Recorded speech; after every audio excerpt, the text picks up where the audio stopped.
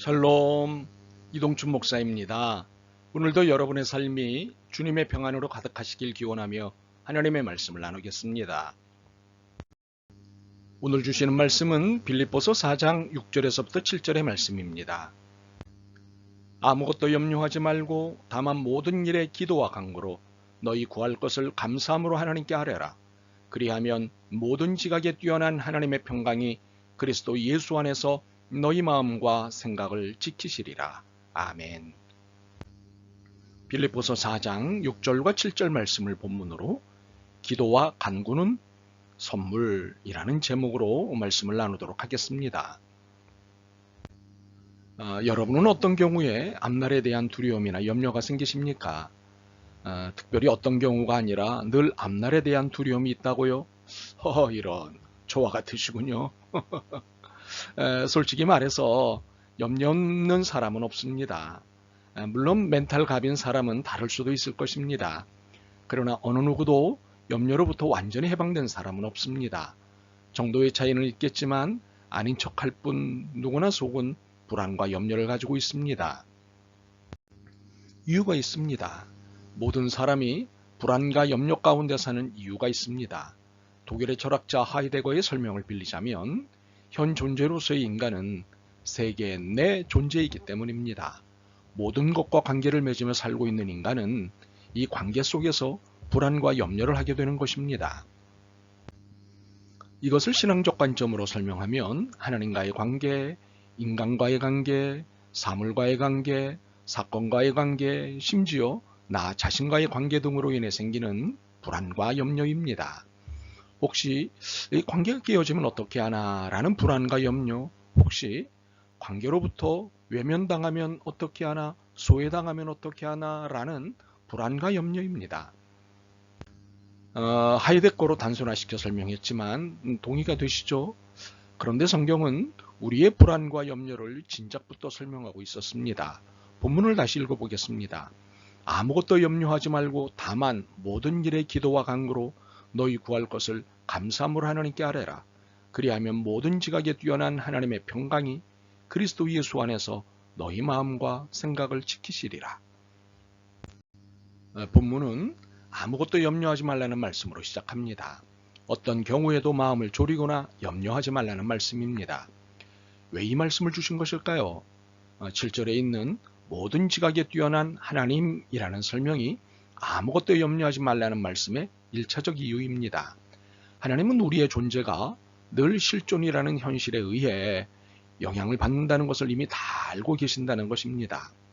나는 너희들이 염려할 수밖에 없는 존재임을 잘 알고 있다. 그러므로 본문은 우리의 불안과 염려를 야단치시는 말씀이 아닙니다. 오히려 우리의 이런 모습에 대해 하나님이 염려하시는 말씀입니다. 아무것도 염려하지 말라. 그리고는 위로의 말씀이자 선물을 주십니다. 다만 모든 일에 기도와 간구로 너희 구할 것을 감사함으로 하나님께 아뢰라. 불안해하고 염려하는 우리를 향해 기도와 간구라는 위로의 선물을 주신 것입니다. 우리 모두가 불안과 염려에서 벗어나지 못하는 현 존재임을 아시는 주님께서 주시는 선물은 너무도 놀라운 선물입니다. 혹시 기도와 간구가 왜 선물이 되느냐고 질문하시나요? 솔직히 현물이나 현금이 아니라 기도와 간구가 선물이라 마음에 안 드신다는 말인가요? 현물과 현금이 우리의 위로이자 소망이 되는 것을 부끄러워할 필요는 없습니다. 현물과 현금이 필요한 삶이기 때문입니다. 불안과 염려도 물질의 부족이나 불만족에서 오는 것이 대부분입니다. 그러나 이것이 채워진다고 했을 때 모든 불안과 염려가 말끔히 사라지거나 물질 문제만 해결된다면 더 이상 불안과 염려는 없어지는 것이 아닙니다. 결코 그렇지 않습니다. 불안과 염려는 계속될 뿐입니다.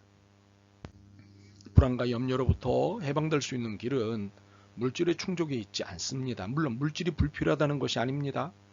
필요하고 때로는 중요합니다.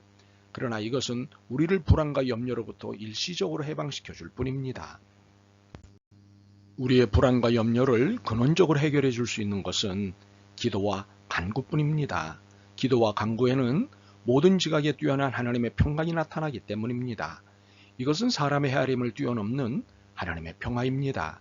이것은 사람으로서는 감히 생각할 수도 없는 하나님의 평화입니다. 참으로 기도와 간구를 통해 하나님의 평화가 나타날 때 어떤 일이 일어납니다. 그것은 불안과 염려로부터 해방되는 역사입니다. 7절 끝자락을 보시죠. 그리스도 예수 안에서 너희 마음과 생각을 지키시리라입니다. 우리의 감정과 생각에 안정감이 생기는 것입니다.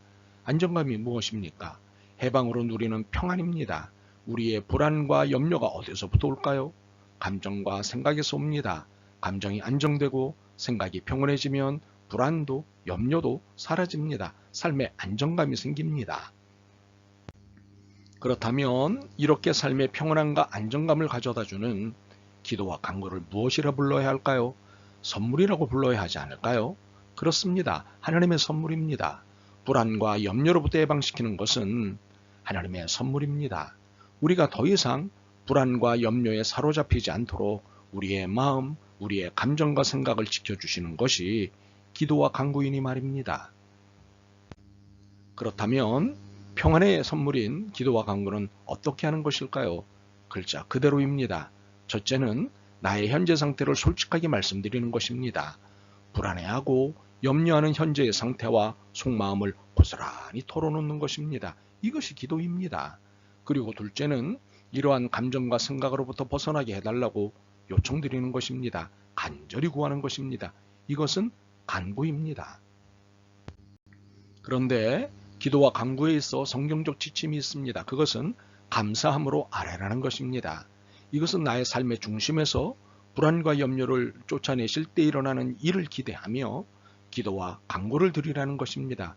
이를 더 적극적으로 해석하면 기도하는 순간, 간구하는 순간 이미 이 모든 불안과 염려로부터 해방되기 시작했음을 믿는 것입니다. 이것이 감사로 아뢰라는 속뜻이자 이유입니다. 그리고 감사로 기도와 간구를 드릴 때 일어나는 일이 있습니다. 그것은 마치 아무 일도 없었던 것처럼 된다는 사실입니다. 척할 필요도 없이 마음이 하나님의 평강으로 채워지면서 감정과 생각이 불안과 염려로부터 벗어나기 시작합니다. 참으로 내가 가지고 있는 불안과 염려가 사라지면서 아무 일이 없었던 것처럼 되기 시작하는 것입니다. 우리는 이것을 하나님 나라라고 말합니다. 우리에게 불안과 염려를 일으키는 요소들이 도처에 있음을 인지하는 바입니다. 그러나 이것에 밀려 불안과 염려에 머물러 있는 것은 그리스도인의 자세가 아닙니다. 물론 하나님의 뜻도 아닙니다. 오히려 하나님의 평강을 바라보며 아무것도 염려하지 말고 다만 모든 일에 감사함으로 기도와 간구를 하나님께 아뢰는 자세를 가져야 합니다. 이때 불안과 염려는 사라지고 아무 일도 없었던 것처럼 평안히 우리의 감정과 생각을 지켜주실 것입니다. 아멘. 주님, 여러 요인들로 염려와 걱정을 가득 안고 있었습니다. 고민만 했지 모든 위로와 해결책이 주님께 있음을 잊고 있었습니다. 저희의 연약함을 도와주옵소서. 주님의 도우심이 시작되신 줄 믿습니다.